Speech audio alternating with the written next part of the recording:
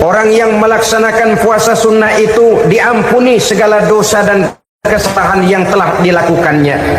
Dan yang kelima, at-tad'ifu li hasanatihi, diberikan balasan yang berlipat ganda dari segala kebaikan yang dikerjakannya. 1 berbalas 7, 7 bisa berbalas 10, 10 masih berbalas 100, masih ditambah dengan wallahu yudha'ifu liman yasha. Allah melipat gandakan pahala orang-orang yang dikehendakinya. Maka carilah satu kebaikan yang apabila kita kerjakan, dosa akan dihapus dan nilai pahalanya menjadi berlipat ganda. 1 kali kita bekerja, 2-30 bisa kita raih dan kita jangkau. Yang keenam, orang yang melaksanakan puasa sunnah di bulan Zulhijjah, at-tashil li sakarati mautihi, diberikan kemudahan pada saat menghadapi sakaratul maut. Maut a mysterious problem. Dia adalah pintu yang setiap orang pasti akan memasukinya. Bahwa mati adalah mati, itu semua kita tahu. Tapi hakikat orang pada saat menghadapi mati itu kan berbeda-beda.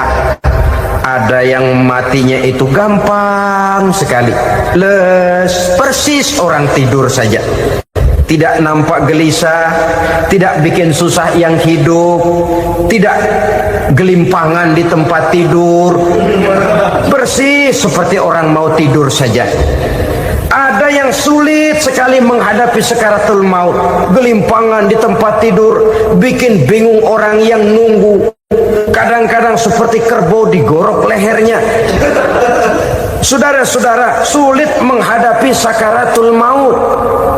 Oleh karena itu Rasulullah sallallahu alaihi wasallam sering beliau itu kalau berdoa membaca Allahumma hawwin alayya fi sakaratil maut.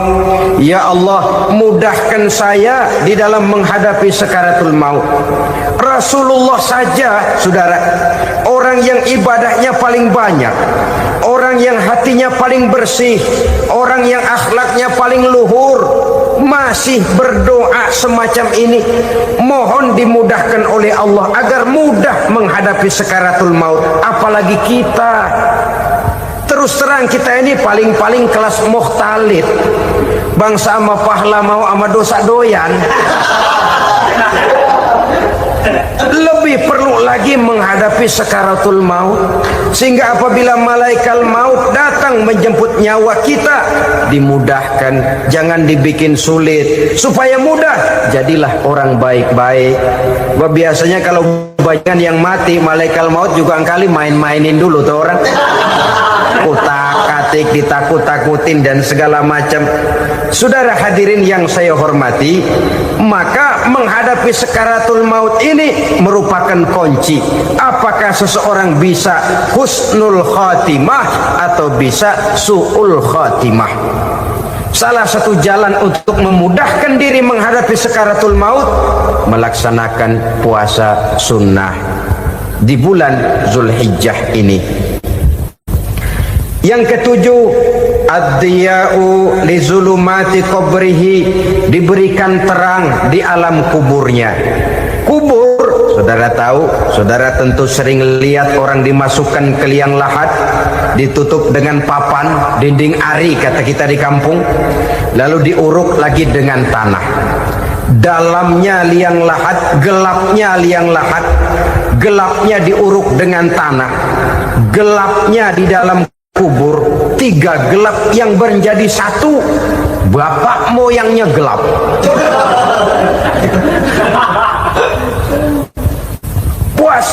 Puasa sunnah ini merupakan terang di alam kubur kita nanti.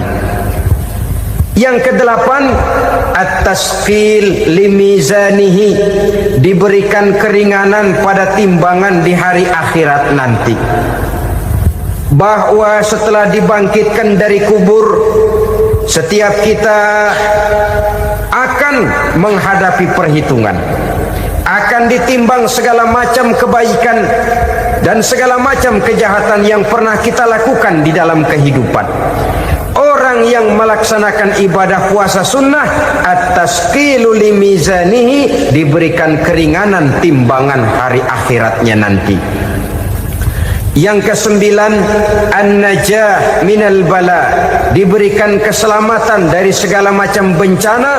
Dan yang kesepuluh, as-su'ud ala darajatihi, diberikan ketinggian, naik derajatnya, derajat di dunia, lebih-lebih lagi derajat di akhirat nanti.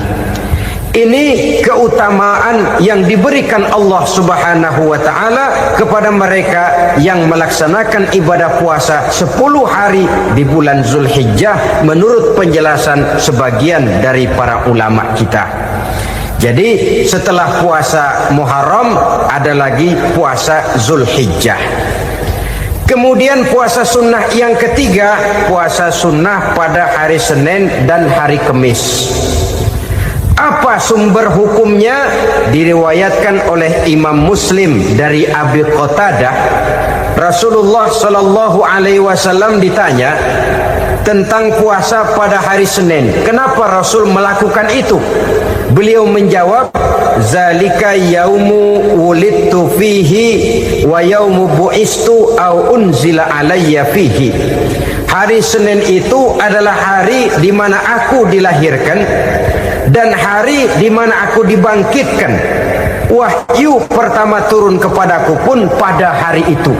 Maka sunnah melaksanakan puasa pada hari itu.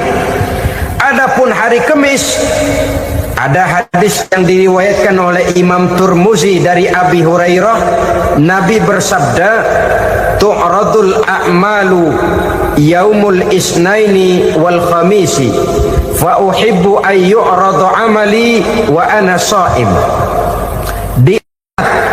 Disetor amal setiap manusia pada hari Senin dan pada hari Kamis.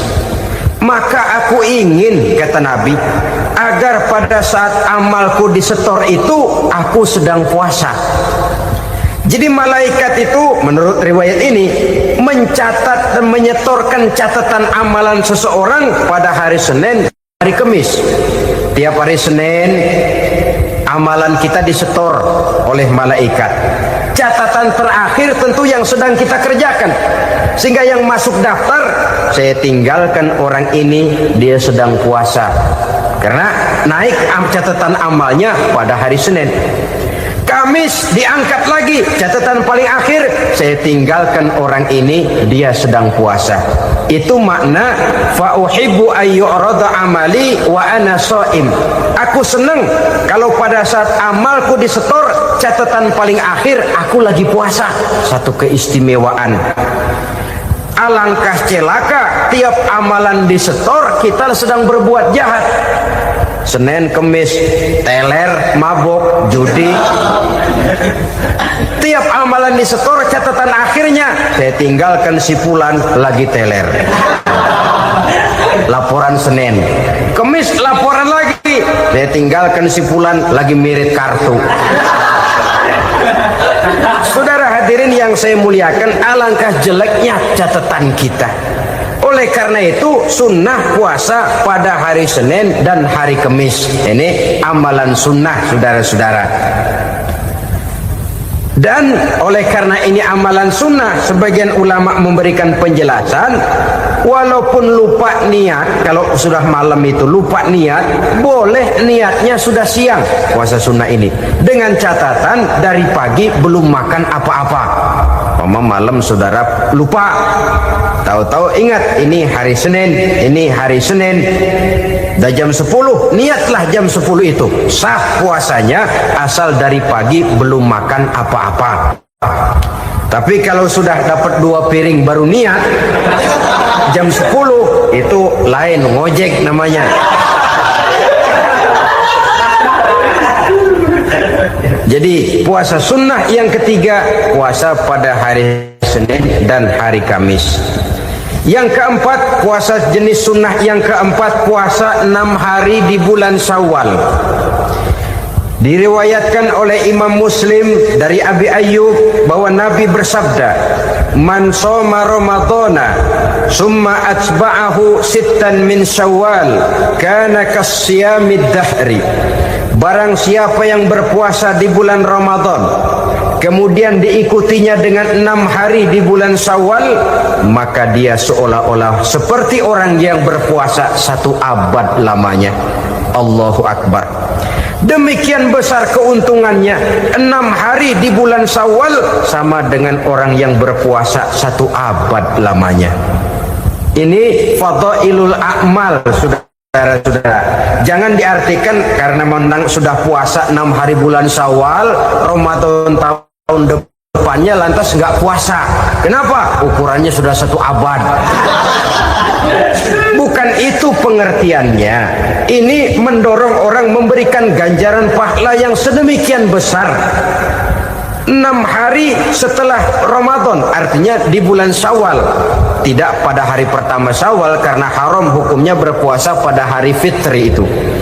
6 hari di bulan Syawal, tinggal lihat yang mampunya saja, boleh berurutan, boleh tidak berselang-seling, boleh, asal saja jumlahnya 6 hari selama masih bulan Syawal itu. Hari ini 3 hari lagi, 4 hari lagi, diselang-seling atau berurutan, itu juga lebih baik. Puasa sunnah 6 hari daripada bulan Syawal. Kemudian yang kelima, puasa sunnah 3 hari pada setiap bulan. 3 hari pada setiap bulan. Diriwayatkan oleh Imam Bukhari dan Muslim dari Abi Hurairah. Abi Hurairah bercerita, "Ausani Khalili sallallahu alaihi wasallam bisalasin." Kekasih saya Rasulullah berwasiat kepada saya, memesankan benar-benar kepada saya untuk melaksanakan 3 amalan yang terpuji. Pertama, siyamu salasati ayyamin min kulli syahrin. Puasa 3 hari dalam setiap bulan. Ini wasiat yang pertama. 3 hari pada setiap bulan. Tidak peduli bulan apa saja. Dalam artian ya bulan menurut perhitungan Islam ya. Muharram, Safar, Rabiul Awal, Rabiul Tsani, Jumadal Ula, Jumadil Akhir, Rajab, Sya'ban, Ramadan, Syawal, Zulqa'dah, Zulhijjah dan selanjutnya. 3 hari pada setiap bulan. Tanggalnya tanggal berapa saja, lebih utama pada yang disebut Yaumul Bid, yaitu hari-hari di mana bulan menunjukkan purnama. Tanggal 13, tanggal 14 dan tanggal 15 pada setiap bulannya itu disunahkan melaksanakan puasa. Itu wasiat pertama, puasa 3 hari pada setiap bulan. Wasiat yang kedua, warok'atai duha, melaksanakan sholat duha sekurang-kurangnya 2 rakaat. Itu wasiat yang dipesankan benar kepada saya, kata Abi Hurairah. Pertama, puasa 3 hari pada setiap bulan. Yang kedua, usahakan jangan meninggalkan 2 rakaat minimal daripada sembahyang duha. Kita tahu sembahyang duha itu sembahyang sunnah di waktu pagi seketika matahari naik sepenggalahan. Sekurang-kurangnya 2 rakaat, sebanyak-banyaknya 8 rakaat.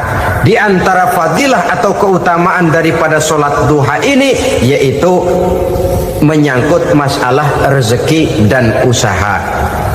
Kemudian wasiat yang ketiga, wa an utira qabla an anama.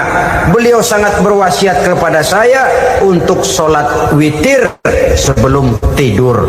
Artinya sholat malam sebagai amalan sunnah di dalam kehidupan kita. Jadi saudara-saudara, dalam hidup ini kita akan selalu berbentur dengan keperluan. Kalau pada suatu saat kita sudah sampai kepada tahap berpikir ini keperluan saya, tentu hal-hal semacam ini akan kita kerjakan. Kita belum tergerak melaksanakan ini semua oleh karena barangkali kita merasa belum memerlukannya. Karena itu, marilah kita berusaha di samping melaksanakan puasa yang wajib, juga melaksanakan puasa yang sunnah di dalam kehidupan kita. Ini jenis puasa-puasa yang sunnah. Kemudian yang kedua, ada macam puasa yang disebut puasa nazar. Hukum pelaksanaannya wajib apabila nazarnya sudah terwujud. Puasa nazar, puasa yang dikaitkan dengan suatu persoalan. Umpamanya, kalau saya lulus ujian, saya akan puasa 1 minggu lamanya. Begitu ujiannya ternyata lulus, dia wajib bayar nazarnya. Puasa 7 hari, tidak lagi sunnah, tapi wajib karena dia nazarkan.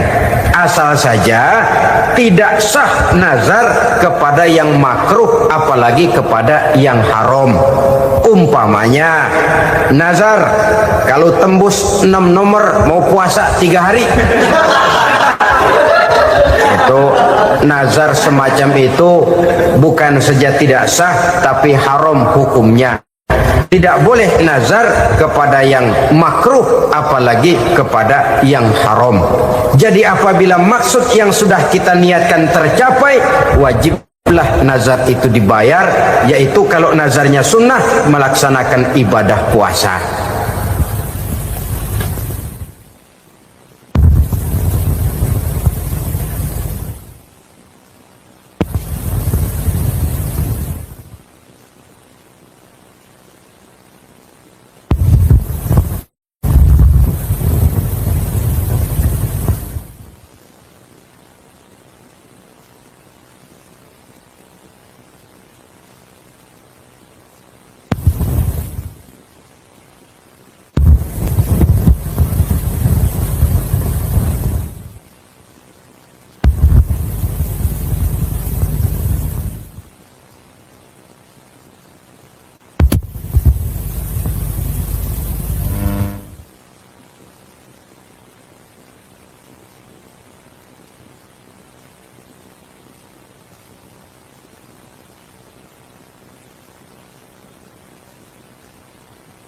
Saudara-saudara kaum muslimin rahimakumullah, jenis puasa yang ketiga kita kenal dengan puasa wajib, dan ini kita laksanakan pada bulan suci Ramadan. Tentang teknis pelaksanaan ibadah puasa di bulan Ramadan sudah pernah saya bicarakan pada pertemuan tentang Ramadan dan Idul Fitri. Pada kesempatan ini saya hanya ingin mengajak bahwa di dalam melaksanakan ibadah puasa Ramadan ini, marilah kita mengadakan evaluasi.